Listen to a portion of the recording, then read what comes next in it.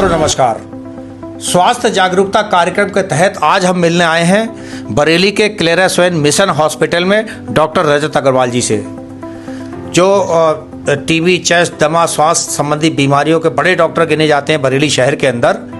आप king George medical college से शिक्षा अर्जित करके आए हैं। बहुत सारी समस्याएं जाड़े के दिनों में हैं। आपकी भी शंकाएं शायद होंगी कि जाड़े के दिनों में कोहरा पड़ रहा है, जहरीली गैसें निकल रही हैं, हम आग के बाहर ताप रहे हैं, उससे क्या नुकसान हो जाएगा इसके धुएं से, टायर जला रहे हैं, फैक्ट्रियों का धुआं उड़ रहा है, गैस गीजर से पढ़े लिखे समझदार लोग बाथरूम बंद करके नहाते हैं, उससे जो गैस उभरती है निकलती है उससे क्या नुकसान हो सकता है हम लोगों को शायद पता ना हो। आइए तमाम मुद्दों पर, तमाम सवालों पे, तमाम शंकाओं पे बात करते हैं डॉक्टर रजत अग्रवाल से। डॉक्टर रजत अग्रवाल जी की बात बहुत ध्यान से सुनिएगा। इनकी सलाह आपको समझ में आए तो हमारे इस वीडियो को लाइक कीजिए, शेयर कीजिए और कमेंट करना मत भूलिएगा। देखिए खास रिपोर्ट।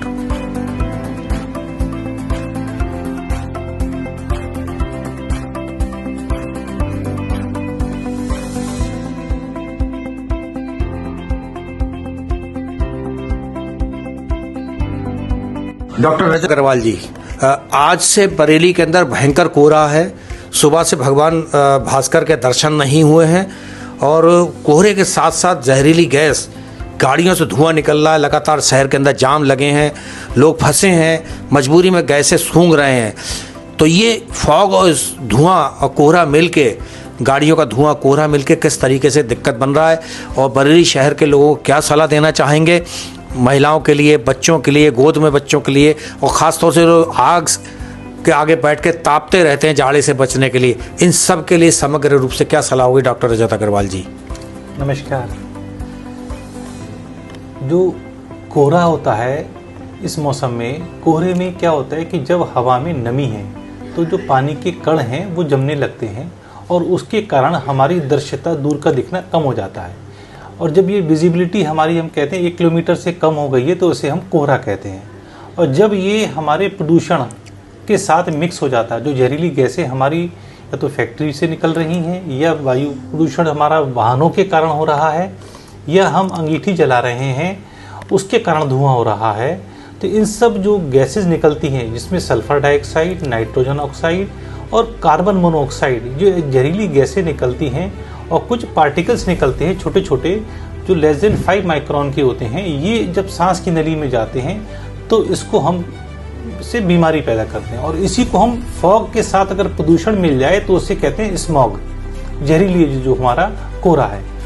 तो जब ये पार्टिकल हमारे सांस की नली में जाएंगे, आंखों में जाएंगे तो एलर्जी करेंगे, नाक में करेंगे परेशानी, गले में फेरेंजाइटिस करेंगे, सांस की नली में जाएंगे ब्रोंकाइटिस करेंगे, जो अस्थमा और सांस के COPD के पेशेंट्स हैं उनकी परेशानी को बढ़ा देते हैं। तो मेरी सबसे पहली सलाह ये है कि जब भी धुआं वगैरह हो तो उससे बचे, मास्क का प्रयोग करें, घर से बाहर निकले मास्क लगाएं, और घर के अंदर जो लोग अंगीठी जला रहे हैं या बाथरूम में गैस गीजर का इस्तेमाल कर रहे हैं तो उस समय खिड़की या दरवाजे थोड़े खुले रखें ताकि साफ हवा आती जाती रहे।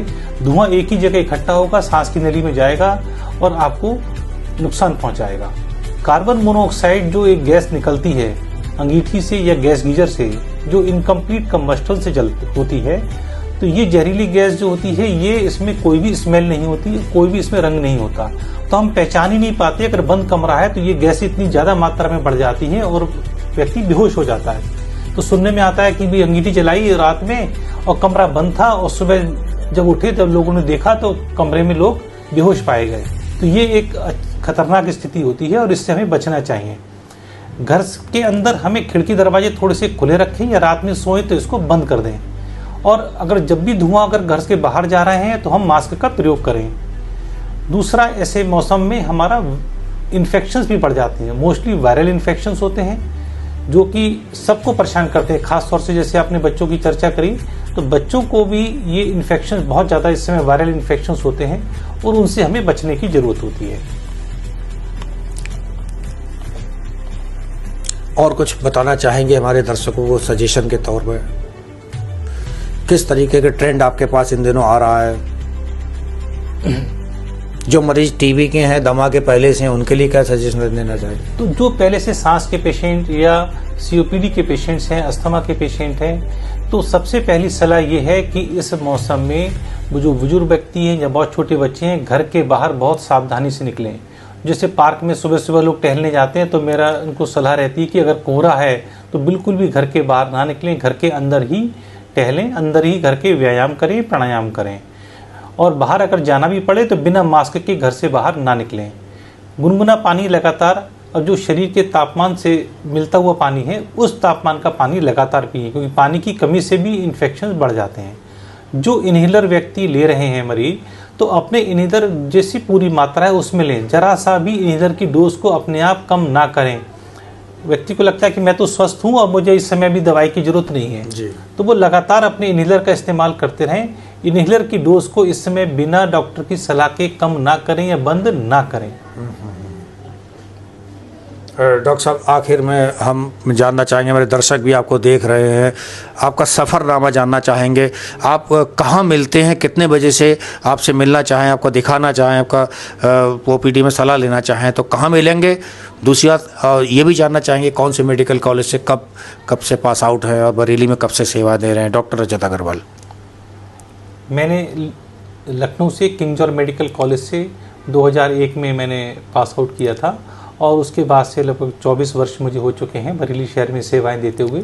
सुबह के समय मैं क्लारा स्वयं मिशन हॉस्पिटल में मिलता हूं, और उसके बाद दोपहर के बाद में अपनी क्लिनिक मैकने रोड पे जो है टीबी नाथ मंदिर के पास, वहां पे मैं उपलब्ध रहता हूं। Thank you very much sir.